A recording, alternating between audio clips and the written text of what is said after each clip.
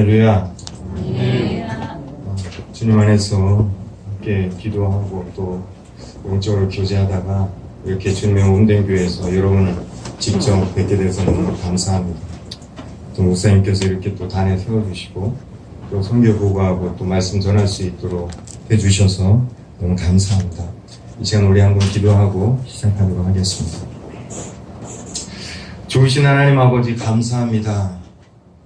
거룩한 날 주님의 몸된 교회 우리를 다시 모이게 하시고 하나님 앞에 마음껏 찬양하며 예배 가운데 은혜 받게 하시고 말씀 가운데 새롭게 하여 주시는 하나님 아버지 감사드립니다. 하나님, 이 시간 선포되어지는 말씀 가운데 우리들의 마음이 부드러운 마음 되게 하시고 성령 충만한 마음 되게 하여 주셔서 말씀 가운데 깨닫게 하시고 그대로 살아갈 수 있는 우리들 되어지게 하여 주시옵소서. 이 시간 전하는 자나 그리고 말씀을 듣는 자나 성령으로 하나 되게 하여 주시옵소서. 예수님의 이름으로 기도합니다. 아멘.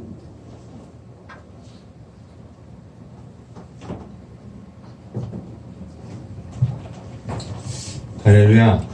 지금 파워포인트를 한번 띄워주시죠. 예. 이게 바로 제가 사역하고 있는 필리핀 나라의 국기입니다. 이제 저 국기를 보시면 저게 필리핀이구나 라는 것을 알 수 있는데요. 이 푸른색은 이상을 뜻하고요. 그 다음에 이 붉은색은 용기를 뜻하고 하얀색은 화합을 뜻한다 라는 의미에서 이렇게 국기가 그려져 있습니다. 또 다음 사진 한번 보여주실래요? 이게 필리핀 나라입니다.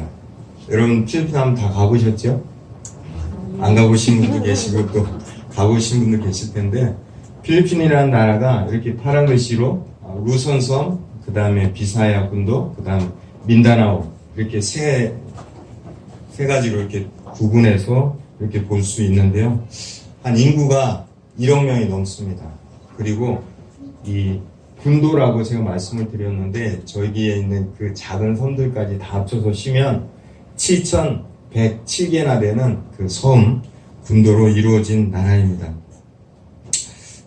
그리고요, 저기 보면 이렇게 푸른 바닷빛이 있는 곳이 바로 빨라안입니다. 다음 장 한번 넘겨주실래요?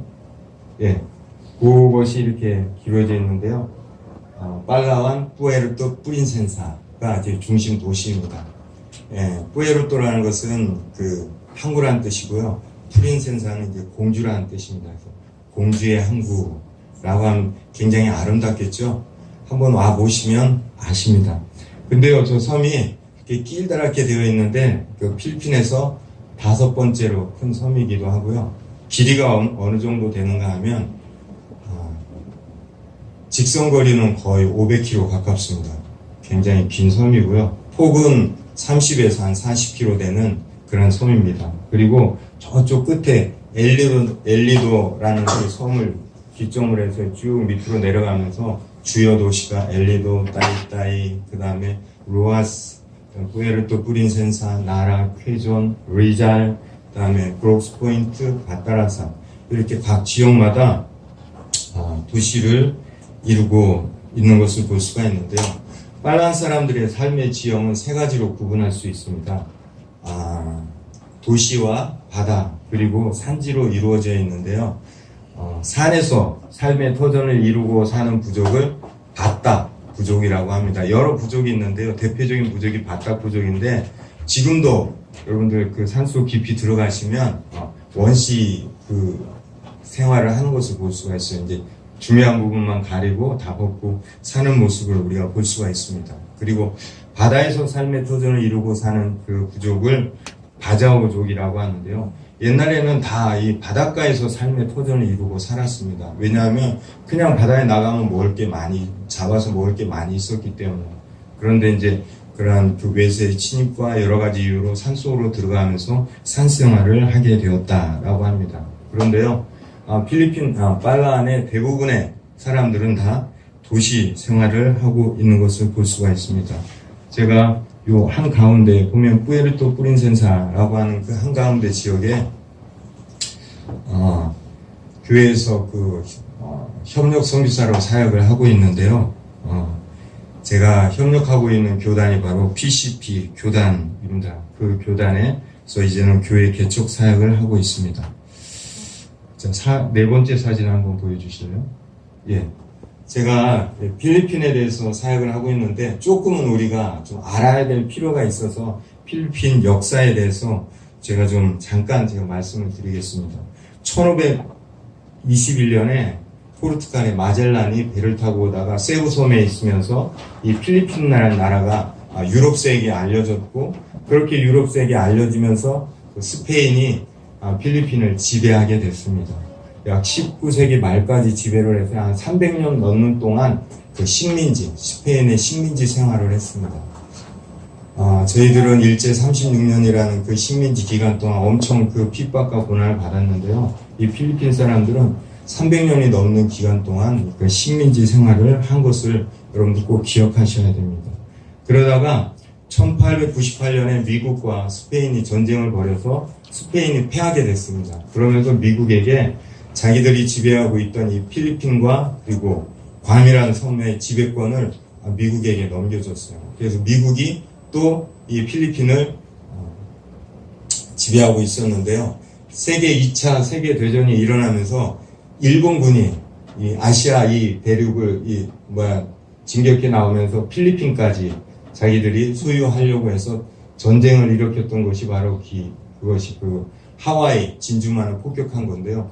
그때 일본이 또 잠시 필리핀을 점령하고 지배했던 시간이 있었습니다. 그런데 그 미국과 일본의 전쟁에 의해서 히로시마하고 나가사키에 그 원자폭탄이 터지면서 1945년 그 터지면서 이제 이 필리핀이라는 나라가 다시 미국의 지배를 받게 됐는데요. 1946년에 미국으로부터 필리핀이 정식으로 독립을 해서 지금까지 그 필리핀이라는 나라가 이루어지고 있습니다. 그런데요, 필리핀이라는 나라가 1950년도에 무슨 일이 있었냐면 한국 전쟁이 있었습니다. 그 한국 전쟁의 특수를 일본과 필리핀이 누렸는데요. 그때 많은 발전을 했습니다. 그래서 1970년도만 해도 필리핀이라는 나라가 엄청나게 잘 살았습니다. 아시아에서 일본 다음으로 잘 살았던 나라가 바로 필리핀입니다. 그런데요, 필리핀은 우리가 좀 자세히 들여다봐야 되는데 아시아에 있지만 아시아가 아닙니다. 제가 말씀드린 대로 너무나 오랜 기간 동안 유럽의 지배를 받아서 그 스페인계, 그러니까 혼혈 민족이 지배를 하고 있어요. 그래서 사람들의 이게 얼굴 형태로 보면 유럽 형태를 가진 분들이 많습니다. 체형도 그렇고요. 그러면서 이제 미국의 지배를 받으면서 여러 가지 그 스페인과 스페인의 유럽 문화와 그 다음에 미국 문화가 깊게 자리잡고 있는 것을 우리가 알 수 있습니다. 스페인계와 그리고 미국, 일본, 중국계가 사회의 주류를 이루면서 혼혈 민족이 되어 있습니다. 필리핀 사람들 자세히 보면요, 다 이렇게 혼혈 민족이라는 것을 우리가 알 수 있습니다. 그 다음에 몸은 아시아 사람이지만 습관과 생각하는 것, 말하는 것까지도 유럽과 미국식이 되어버렸습니다. 그래서 이제 필리핀 사람들은 자존심도 강하고 그리고 민족적 우월감도 굉장히 강한 것을 볼 수가 있습니다. 우리 다음 사진 한번 보여주실래요? 이 사진이 저희 사역하고 있는 선교사님이 찍은 사진인데요. 필리핀의 현실을 잘 대변하고 있는 사진입니다. 지금 딱 보시면 두 형제가 있는데요. 초등학교 1학년이 됐을까 안 됐을까 하는 아이하고 그 다음에 한 5살 정도 되는 그 밑에 동생인데요. 두 형제가 지금 되게 기분이 좋습니다. 엄청 기분이 좋아. 그래서 환하게 웃는 모습을 볼 수가 있는데 왜 이 두 형제가 환하게 웃고 있을까요? 저기 보면 플라스틱 통에 그릇에 밥이 많이 있기 때문입니다. 그 밥이 많이 있는 것 때문에 두 형제가 너무 기뻐서 저렇게 웃는 모습을 볼 수가 있는데요. 근데 반찬이 없습니다. 그냥 밥만 있는데도 불구하고 저렇게 기뻐하는 사진을 볼 수가 있습니다. 우리 예전에 저희 부모님 세대도 어려웠을 때도 보면 정말 이 쌀밥을 실컷 먹어봤으면 좋겠다라고 하는 그 소리를 들어봤는데요. 지금 필리핀 도시 빈민의 생활이 이렇다라는 것을 볼 수가 있습니다. 필리핀 인구의 전체의 한 35%는 정말 극빈자입니다. 여러분 보시면은 이 집이요, 그 빈민촌 안에 있는 그 나무로 이렇게 얼기설기해서 지은 집이고요. 그 밑에는 하수가 흐르지 않아서 이 썩은 물이 고여 있는 그 집의 사진이기도 합니다. 정말 시골의 빈민들은 그나마 그렇게 비참하게 사는구나라는 그런 생각을 못 느끼는데요. 이렇게 도시 빈민들은 정말 마음이 아플 정도로 비참하다라는 생각이 듭니다. 현재 필리핀 사회의 문제점은 크게 세 가지로 나눌 수 있습니다. 마약 문제, 그 다음에 동성애 문제, 그리고 또 한 가지는 가족 안에서의 성폭력, 이 문제가 가장 큰 문제로 대두가 될 수 있는데요. 필리핀 안에서 여러 가지 범죄들이 다 일어나고 있는데 그 범죄의 주 원인은 바로 마약입니다. 이 마약이라는 것이 저 어린 꼬마 아이들, 이렇게 어린 아이들까지 다 이렇게 마약이 미쳐 있는데요. 그 영향권에 있는데요. 마약을 살려면 돈이 필요하잖아요. 그것 때문에 사람들이 범죄를 저지르고 그리고 살인하는 것을 그렇게 어렵게 생각하지 않는 것을 우리가 볼 수 있습니다. 여러분들 필리핀 여행할 때 조심해야 될 것은 그냥 이렇게 단체 관광하면 가는 길만 가시면 아무런 문제가 없습니다. 그런데 이렇게 도시에서 좀 벗어나서 혼자 행동을 한다. 그러면 정말 큰 위험에 노출되는 것을 볼 수가 있습니다. 필리핀 현재 대통령이 두테르테인데요. 두테르테 대통령은 아까 지도에서 보셨듯이 제일 밑에 있는 민다나오 섬의 다바오 시장이었습니다. 그런데 이 외곽에 있는 사람이 이 주류에 끼지도 못하는데 이 주류에 들면서 대통령이 된 이유 중에 하나가 바로 범죄와 전쟁을 선포하면서 마약으로부터 우리 아이들을 구해내자라는 그 슬로건을 걸고 대통령이 출마했을 때 모든 국민들이 이 문제는 누군가는 해결해야 되는데 바로 이 사람이 해결할 수 있겠다라고 해서 정말 70%가 넘는 그 필리핀 모든 이 국민들의 지지를 받고 그가 대통령이 돼서 지금도 이렇게 마약과의 전쟁을 벌이는 것을 우리가 신문 보도를 통해서 우리가 알 수가 있습니다. 그 다음에 동성애 문제인데요. 필리핀에 오셔서 이 TV 방송을 딱 틀으시면 TV MC들이 다 여장을 한 남자들이 대부분입니다. 방송에 그렇게 된다니까요. 그런 사람들이 주류나 이런 연예계나 이런 모든 것들을 장악해 나가고 있는 것을 볼 수가 있는데 정말 심각하다는 것을 우리가 깨달을 수 있습니다. 그리고 또 한 가지 이 가족 안에서의 성폭력 문제인데요. 여러분 우리 사회에서 지금 미투 운동이 일어나고 있는데 예전에도 우리들 보면 지금 세대는 그런 걸 상상할 수 없는데 저 어렸을 때만 봐도 가난하면 부잣집 친척집에 이렇게 식무로나 이렇게 가서 이게 살았던 것을 볼 수가 있습니다. 필리핀도 보면 이 필리핀은 이게 친척 공동체 사회거든요. 그렇기 때문에 누군가 친척이 잘 살면 이렇게 어렵고 가난해서 이게 먹을 것도 제대로 못 먹으니까 필리핀은 거의 두 끼를 먹습니다. 우리는 세 끼를 먹는데요. 거의 보통 사람들은 다 두 끼 먹습니다. 세 끼라고는 하지만 한 끼 아침 식사는 그냥 반딧살이라는 이렇게 조그만 빵 하나하고 3M이라는 3원이라는 이 믹스 커피를 한 잔을 타서 먹는 것이 아침의 전부입니다. 그런데요, 가난하다 보니까 아이들 먹이지도 못하죠. 그리고 공부 가르칠 수도 없으니까 친척집에 시골로 친척집, 부잣집의 친척집에 아이를 맡깁니다. 그러면 그 아이가 그 집에서 설거지도 하고 청소도 하면 그 집에서 학교를 보내주면 그 학교로 다니는데요. 그런 상황 속에서 이 성폭력이 굉장히 깊게 자리 잡고 있는 것을 볼 수가 있습니다. 필리핀은 보면 이렇게 집 구조가 그냥 나무집으로 돼 있어서 이 천장이 없습니다. 그리고 칸막이가 이렇게 우리처럼 이렇게 정해져 있는 것이 아니라 이렇게 커튼으로 좀 가려져 있기 때문에 이 여자아이가 누가 와서 밤중에 건드려도 그 말을 하지 못하는 것을 볼 수 있습니다. 그러니까 그런 문제들이 가정 안에 그 가족들 안에서의 성폭력 문제가 가장 심각하게 나타나는 것을 볼 수가 있습니다. 이러한 여러 가지 심각한 문제들이 있지만 중요한 것은 그래도 앞으로 발전할 수 있는 잠재력이 엄청난 나라가 바로 필리핀입니다. 부존 자원도 엄청나게 많습니다. 어떤 섬, 어떤 땅에 가서요, 땅을 파면요, 그 모든 것들이 다 광물질입니다.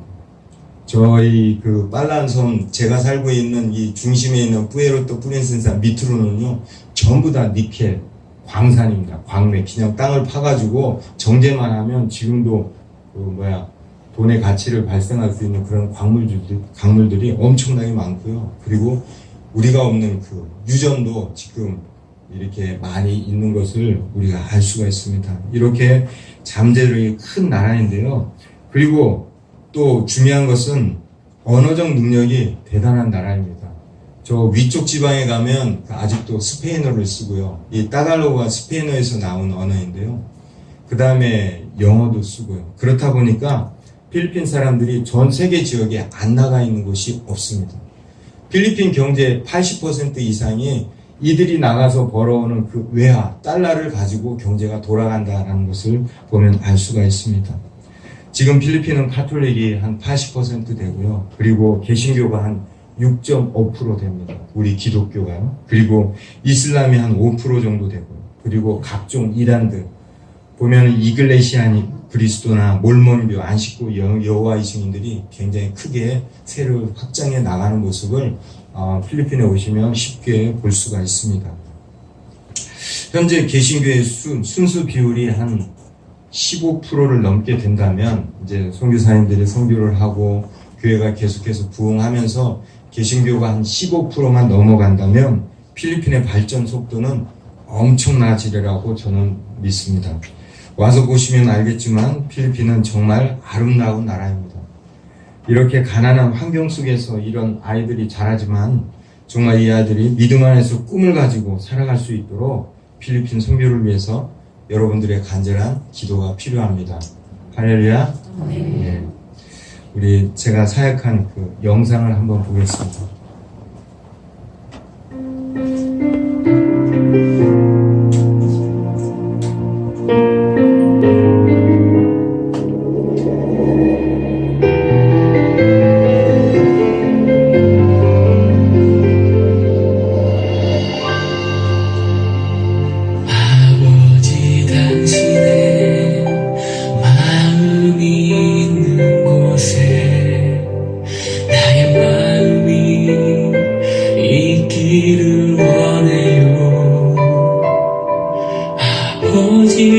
당신의 눈물이 고인 곳에 나의 눈물이 고이길 원해요.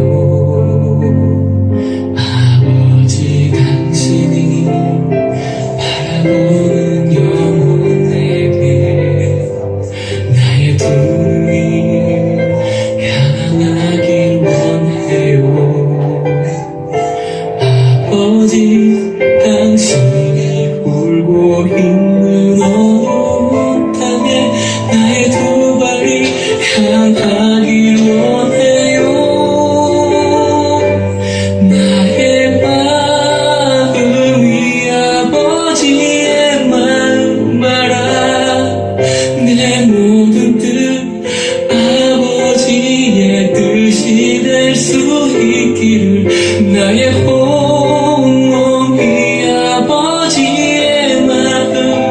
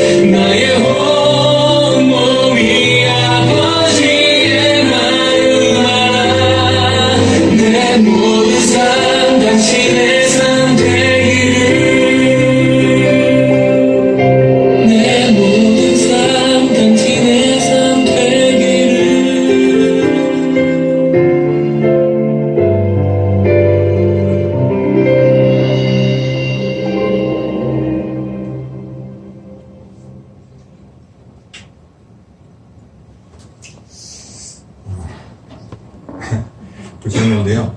저희 가족이 저하고 지금 앞에 있는 저희 아내하고 그 다음에 지금 24살 된 아들과 그 영상에 보셨듯이 지금 고등학교 1학년 딸이 있습니다. 고등학교 1학년은 지금 마닐라에서 한국 선교사 자녀학교인 한국 아카데미에 다니고 있고요. 작년까지만 해도 저희와 같이 저희 교회에서 사역을 같이 했습니다. 그 교회학교 사역을 했고요. 저희 딸이 그 필리핀은 예배를 드리면 아이들이 막 왔다 갔다 해도 누가 뭐라고 하는 사람이 없어요. 그런데 어느 날 아빠 내가 아이들을 데리고 뭔가 이게 그 교회학교 시간 이후에 활동을 좀 해야 되겠다라고 해서 아이들을 모아놓고 종이접기도 가르치고 그 다음에 한글도 관심 있으면 한글도 가르치는 그런 사역을 하고 있습니다. 그리고 아내 선교사님은 그 현지 목사님 사모님과 함께 교회학교 어린 아이들을 가르치는 그 사역을 같이 감당하고 있습니다. 자, 그 다음 사진 한번 보여주실래요? 제가 섬기는 교회의 그 교육자 부부하고 교육자 사진입니다. 제가 팔란에 처음 갔을 때 저희 교단 선교회에서 PCP 교단 협력 사역을 하라고 말씀을 하시고 팔란 교회 장로교단이 유일하게 이 교회에 하나 있습니다. 라이트 베어럴 처치라고요. 이 교회에서 협력 사역자로 저를 보내주셨습니다. 그래서 이 교회에 가서 사역을 하는데요. 저희 목사님들하고 사역자들하고 아내 사모님들입니다. 그 다음 한번 보여주실래요? 제가 소개해드리면 제 옆에 이렇게 검은 옷을 입고 계신 분이 조이 장로님이신데요. 요 장로님, 그 다음에 그 왼쪽으로는 그 로멜, 파스토 로멜, 그 다음에 파스토 엔츠, 그 다음에 이제 담임 목사님, 레브런 산도리노 목사님이십니다. 제가 이 교회에 처음 이제 부교육자로 이제 같은 그 파트너십을 가지고 교육자로 이 교회에 부임을 했는데요. 여기 조이 장로님이 저를 보면서 이렇게 만나면 막 웃으면서 한국말로 한국 노래를 해보라고 하고 저한테 자꾸 그래요. 그래서 조금 기분이 좀 안 좋았는데 어느 날 이 교육자들하고 같이 남쪽에 선교하러 갔습니다. 브록스 포인트에 우리가 개척한 교회가 있는데요. 그 교회 사역을 하러 가서 저녁을 먹고 이렇게 앉아서 얘기하는데 요 조이 장로님이 저한테 혹시 몇 살이냐고 저한테 물어봤습니다. 그래서 당신이 보기에는 제가 몇 살 같이 보입니까? 라고 물었어요. 그랬더니 조이 장로님이 한 35? 진짜예요. 조금 더 써야 된다. 그랬더니 한 38? 40은 안 됐다는 겁니다. 그래요? 그런데 제가 태어난 날이 1965년인데요. 그러면서 이제 필리핀 그 운전 면허증 라이센스를 딱 보여줬습니다. 그거를 딱 보는 순간 이 장로님이 깜짝 놀라면서 태도가 바뀌었습니다. 이 장로님은 손자도 있어요. 손녀도 있고. 네? 그런데 제가 어린 딸을 데리고 딸이 그 팔란에 도착했을 때 중학교 3학년이었거든요. 그러니까 어린 딸 데리고 젊은 부부가 사역하러 자기네 교회에 온 줄 알고 자기보다 한참 어린 줄 알고 그렇게 장난으로 이렇게 대했던 것 같아요. 근데 자기보다 훨씬 나이가 많다는 걸 알고 그때부터는 깍듯하게 대해주는데요. 제가 이 교육자들 분 중에 제가 몇 번째로 나이가 많을 것 같아요? 제가 2번째로 많습니다. 우리 담임 목사님이 제일 많으시고요. 그 다음에 이제 담임 목사님 옆에 있는 파스토 엔츠, 그 다음에 조이 장로님, 그 다음에 파스토 로멜, 이렇게 순서가 서열이 딱 정해졌습니다. 그 후로부터는 제가 교회 딱 나타나면 깍듯하게 장로님이 저를 대하는 것을 볼 수가 있습니다. 할렐루야. 그 다음 사진 한번 보여주실래요? 이게 바로 이제 저희 교회에서 필리핀 선교 40주년이 되었는데요. 필리핀 선교할 때 PCP라는 필리핀 장로교단을 세웠는데요. 우리 장로교 선교사님들이 필리핀 가서 교회 개척을 했는데 개척한 교회들을 어디에 교단에 가입을 시켜야 되는데 가입시킬 만한 교단이 없었기 때문에 한국 선교사님들이 필리핀 안에 필리핀 장로교단을 만들었습니다. 그리고 그 장로교단이 교단 30주년을 맞이해서요, 저희 교회에서 교단 총회를 했습니다. 그때 다 모였던 우리 사우스 로선 지역의 그 노회원들이 같이 기념 촬영을 한 겁니다. 제가 이 노회에 가입을 했는데요, 가입할 때는 별로 그렇게 저를 기쁘게 맞아주질 않았습니다. 그런데 어렵게 제가 가입이 되었는데요. 왜냐하면 필리핀은 저희들은 그냥 목사 안수 받고 사역을 하면 다 목사인데요. 필리핀에는 운전면허증 같은 목사 라이센스가 있습니다. 그래서 제가 필리핀 교단 목회자 라이센스가 있다니까요. 할렐루야. 네. 지금 그런 라이센스를 제가 갖고 있습니다. 그래서 제가 이 교단 사우스 루선 지역 노회원으로 있으면서 우리 이렇게 노회 총회 임원들하고 같이 기념 촬영을 했습니다.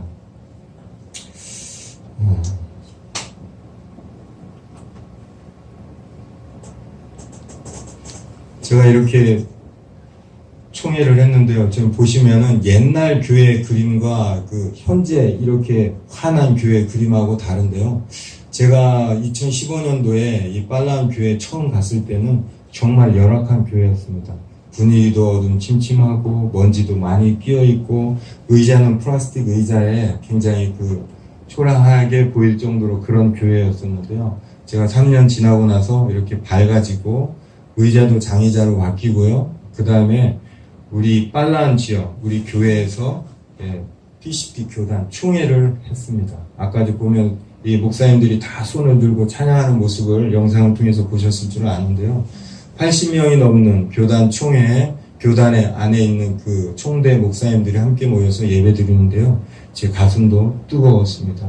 정말 이 목사님들이 열정적으로 찬양을 하고 열정적으로 사역하면서 총회를 이루어 나가는 모습을 볼 때 우리 필리핀 교회가 발전 가능성이 있구나라는 것을 그때 확신하게 되었습니다.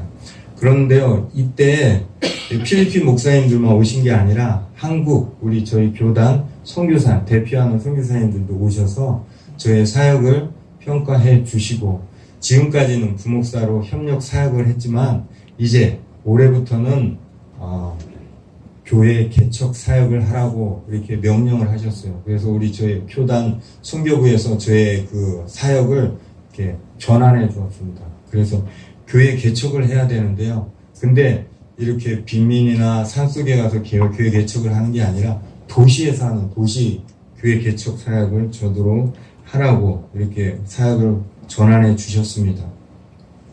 도시 개척이 쉬울까요? 어려울까요? 어렵습니다. 시골은 가서 땅을 하고 그 다음에 여러 가지 좀 이렇게 나눌 수 있는 것들 나누고 그 다음에 이렇게 성도들이 오는데요. 도시에는 참 개척하는 건 한다는 것이 어려운데요. 그렇기 때문에 여러분들의 뜨거운 기도가 절실히 필요합니다. 아멘? 네, 감사합니다. 정말 이 필리핀 교회는 이 식민지의 끝자락에서 필리핀 개신교 선교 역사가 시작되었습니다. 필리핀이 미국으로부터 독립하게 된 이후 1950년도부터 본격적인 이 필리핀 개신교 선교가 시작되었는데요. 미국 선교사, 유럽 선교사들이 들어와서 많은 선교를 하고 있습니다.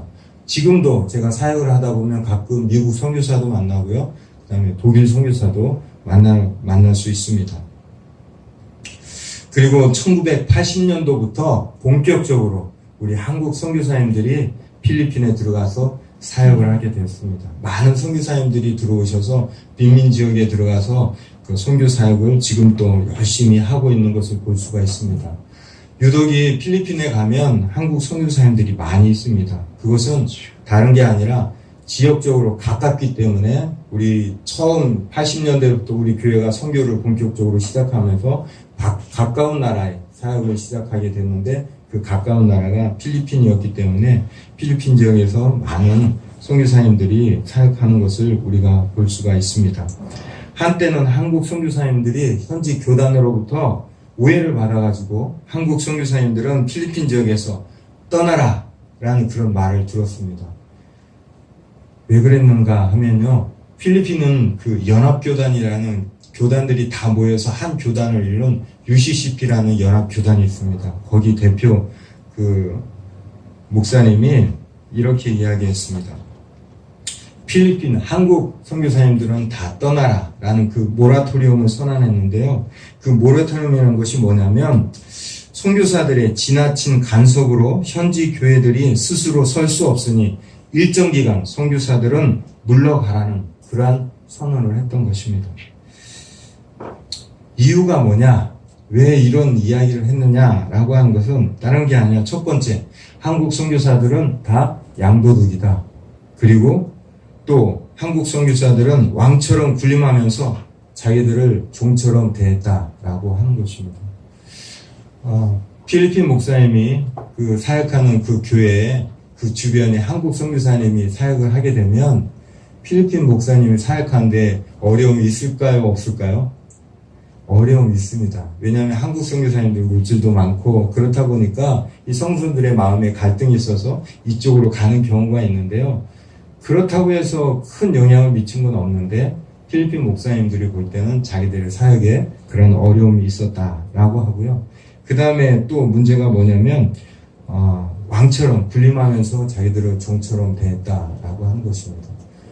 사역이라는 것은 내 집에 와서 함께 협력하기로 했으면 내 말을 좀 들어줘야 되는데 내 말을 듣는 게 아니라 그 사람이 온 사람이 자기의 뜻대로 나를 이래라 저래라 한다는 것은 뒤집어 생각해보면 참 자존심 상하는 문제였다라는 것을 우리가 알 수 있습니다.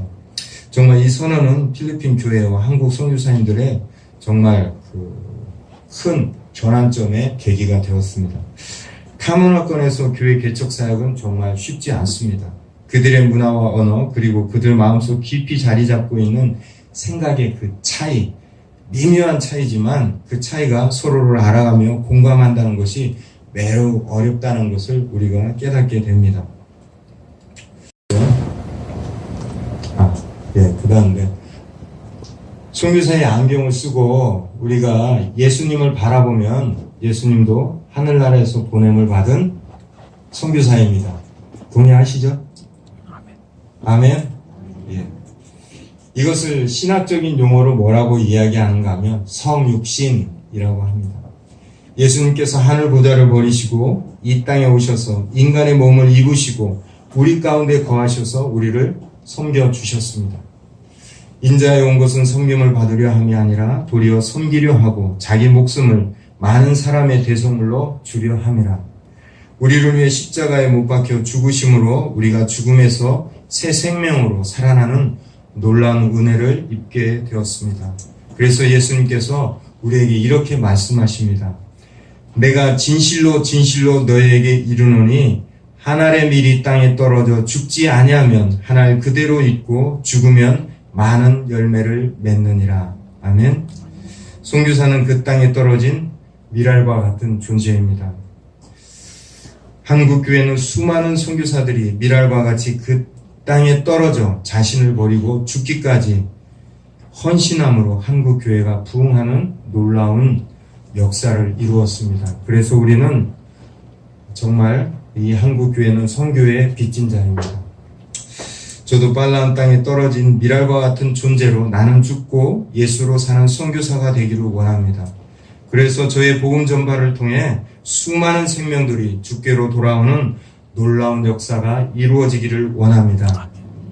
오늘 본문 말씀은 예수님께서 하나님의 복음을 전파하시면서 때가 찼고 하나님의 나라가 가까웠으니 회개하고 복음을 믿으라고 말씀하십니다.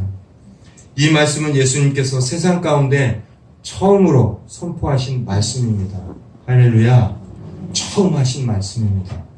그리고 이 말씀은 더 이상은 기회가 없다는 말씀이기도 합니다. 돌이키지 않으면 끝이라는 경고의 말씀이기도 합니다. 왜 예수님께서 이 땅에 오셔서 처음으로 하신 말씀이 왜 이 말씀이었을까?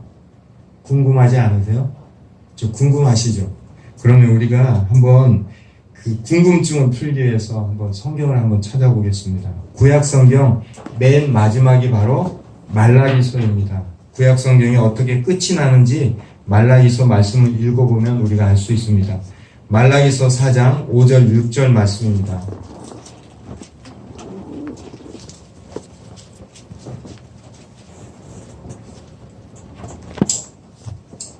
말라기서 4장 5절 6절 말씀. 자, 다 찾으셨으면 우리 한번 같이 한 목소리를 읽겠습니다. 시작. 주의 크고 두려운 날이 이르기 전에 내가 너희에게 엘리야의 연사를 보내겠다. 그가 아버지의 마음을 자녀에게로 돌이키고 자녀의 마음을 아버지에게로 돌릴 것이다. 돌이키지 아니하면 내가 가서 이 땅에 저주를 내리겠다. 아멘. 세 번역으로 읽으셨네요. 저는 개역개정이라 저도 읽으려고 했는데 달랐습니다.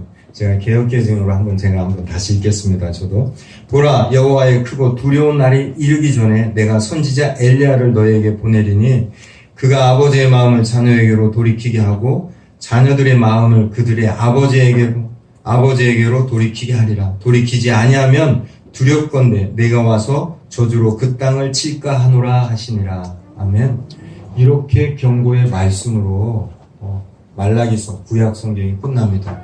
여러분, 여기서 말하는 그 선지자 엘리야가 누군지 아시죠? 예? 누구예요? 맞습니다. 목사님 되었는데 세례 요한입니다. 마태복음 11장 14절을 읽어보시면 오리라 한 이 엘리야가 바로 이 세례 요한이다 라고 하는 것을 예수님께서 말씀해 주셨는데요. 정말 이 말라기서 이 맨 끝에 이 말씀을 끝으로 해서 이후에 하나님께서 400년 동안, 약 400년 동안 아무 말씀도 안 하시고 침묵하셨습니다. 이 침묵을 깨고 광야에서 외치는 자의 소리로서 이스라엘 백성들에게 회개를 선포하면서 주의 길을 예비한 자가 바로 세례 요한입니다. 그래서 오늘 본문 말씀이 시작이 어떻게 시작되는가 보세요. 요한이 잡힌 후에로 시작되고 있습니다. 이미 경고의 말씀을 하셨기 때문에 더 이상 기회는 없습니다. 돌이키지 않으면 우리 앞에 놓여진 하나님의 저주의 심판을 피할 수가 없습니다. 그런데 왜 여기 우리 앞에 놓여진 이 저주의 심판이 지금까지, 그때로부터 지금까지 2000년 동안 내려지지 않았을까요? 왜 내려지지 않았을까요? 그 이유가 무엇일까? 우리는 생각해 보아야 하는데요. 베드로후서 3장 8절 9절 이렇게 말씀하십니다. 사랑하는 자들아, 주께는 하루가 천년 같고 천년이 하루 같다는 이 한 가지를 잊지 말라. 주의 약속은 어떤 이들이 더디다고 생각하는 것 같이 더딘 것이 아니라 오직 주께서는 너희를 대하여 오래 참으사 아무도 멸망하지 아니하고 다 회개하기에 이르기를 원하시느니라. 아멘. 할렐루야. 하나님이 세상을 이처럼 사랑하사 독생자를 주셨으니 이는 그를 믿는 자마다 멸망하지 않고 영생을 얻게 하려 하심이라. 길이 참고 기다리시는 하나님의 뜻은 한 가지입니다. 오직 한 가지. 그것은 다 회개하고 예수 그리스도를 믿고 아무도 멸망하지 않는 것입니다. 이것이 바로 하나님의 복음입니다. 이 복음 전파를 위해서 예수님께서 우리에게 마지막으로 하신 부탁과 명령의 말씀이 있습니다. 여러분들 잘 아시죠? 마태복음 28장 19절 20절 말씀입니다. 그러므로 너희는 가서 모든 민족을 제자로 삼아 아버지와 아들과 성령의 이름으로 세례를 베풀고 내가 너희에게 분부한 모든 것을 가르쳐 지키게 하라. 볼지어다 내가 세상 끝날까지 너희와 항상 함께 있으리라 하시니라. 아멘. 이 말씀은 주님께서 마지막으로 우리에게 선포하신 말씀이며 또한 명령이기도 합니다. 우리는 함께 모여 하나님 앞에 예배드립니다. 이렇게 예배드리는 이유는 한 가지입니다.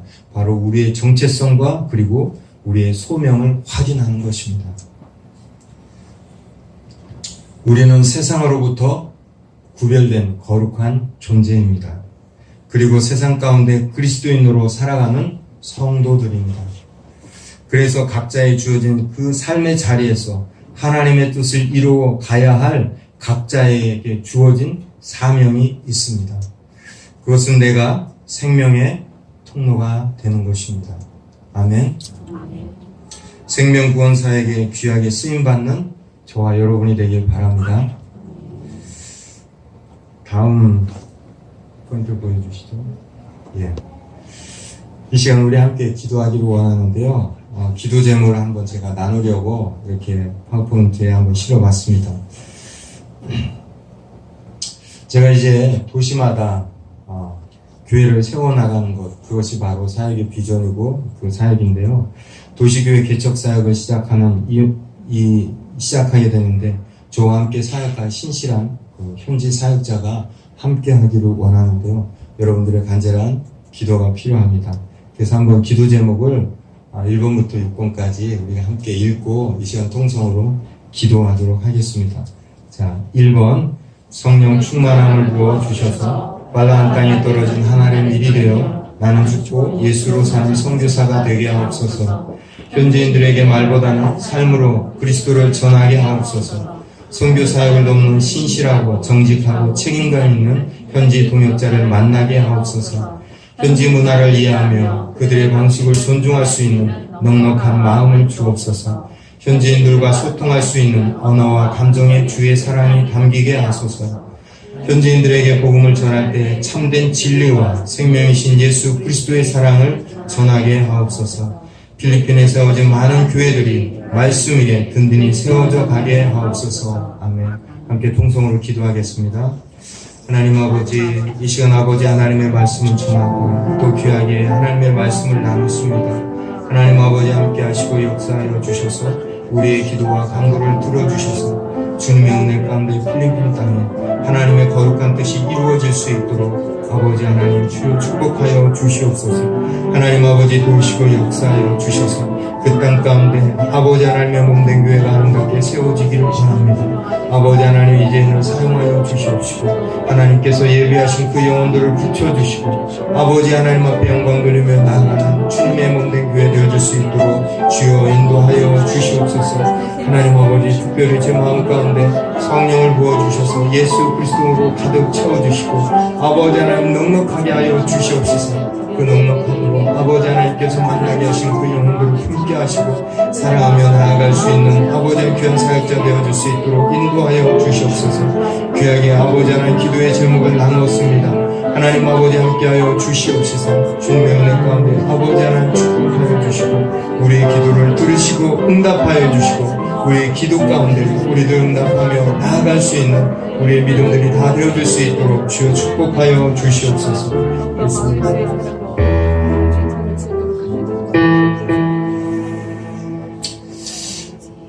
우리의 기도를 들으시고 응답하여 주시는 하나님 아버지 감사합니다. 하나님 아버지의 뜻이 하늘에서와 같이 이 땅 가운데서도 이루어지게 하여 주시옵소서. 하나님 아버지 우리 모두가 성령으로 말씀하시고 성령으로 행하신 주님을 본받기 원합니다. 구하는 이에게 성령 주시기를 기뻐하시는 하나님 아버지 간구하오니 저희에게 성령 충만한 은혜 부어주셔서 우리 각자가 서 있는 그 땅에서 하늘의 밀이 되어 떨어져 나는 죽고 예수로 사는 삶이 되어 우리 모두가 수많은 영혼들이 주께로 돌아오는 생명의 통로로 쓰임받게 하여 주시옵소서. 어디서 무슨 일을 하든 저희의 삶의 우선순위가 복음 전도와 영혼 구원에 있음을 잊지 않게 하여 주시옵소서. 하나님 아버지 특별히 주님의 교회 모든 성도님들을 축복하여 주셔서 하는 일마다 하나님의 뜻대로 범사가 다 잘 되어지게 하여 주시고 저들의 심령 가운데 주님 주시는 평강으로 가득 채워주시고 육신의 건강도 지켜 주시옵소서. 예수님의 이름으로 기도하옵나이다. 아멘.